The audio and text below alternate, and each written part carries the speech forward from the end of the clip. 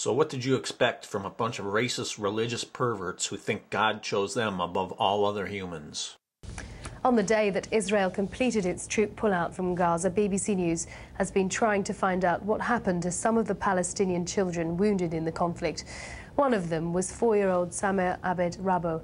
Her family says she was seriously injured and both her sisters killed by Israeli soldiers. Our correspondent, Christian Fraser, in Gaza, has been to Jabalia refugee camp to investigate. The smile of a little girl too young to understand she will probably never walk again. We found 4-year-old Samer Abed Rabo a week ago, lying in an Egyptian hospital in El Arish. Her uncle, who travelled with her, alleges she was shot by an Israeli soldier as she stood outside the family home and while her grandmother waved a white flag. Her 2 young sisters were killed. We set out to find Samer's father in northern Gaza. In parts of Jabalia, there's not a house left standing. We did have Samer's photo. They'd heard a story that they didn't recognise the face. But then, just as we were beginning to give up hope, a man strolling behind the car suddenly spotted the picture. Could you show me?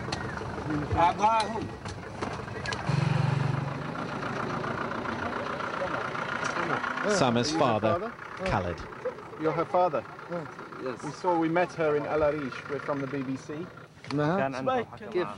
How is she? He asked. She can't walk. تقدرش تمشي.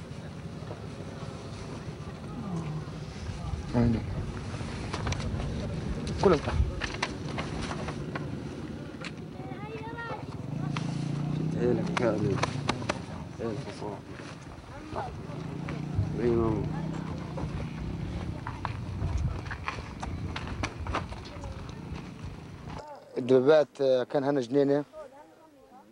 The tank was over here, he said. It was 10 to 1 in the afternoon. We were told to come out of the house, the women, and my 3 daughters, Samer, Amal and Soad.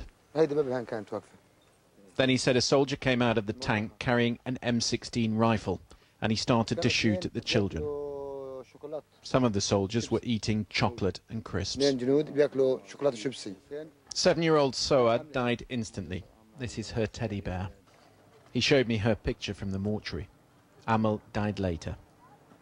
From the wreckage of the house, Khaled is still gathering mementos. A week ago, in the Egyptian town of El Arish, we heard the details of this story, which were sufficiently shocking for us to come here and find Samer's father. Today, we've heard the same account, almost word for word, allegations of the most serious kind. There was many cases of exchange of fire between Hamas and IDF forces. We know that in that area as well, many civilian facilities were turned into military camps for Hamas's needs. Samer's grandmother Soad is still being treated for her wounds. She repeats the same allegation. The Israeli soldier shot us deliberately, she insists, slowly, slowly. The BBC has given the Israeli military the map references, the time and the date. The witness statements are also available. They have promised to investigate. But whatever did happen here, there are 2 dead children and a little girl who may never walk again. Christian Fraser, BBC News, Gaza. Oh well, it doesn't matter how many people the Israelis kill. The US will still keep giving them welfare money.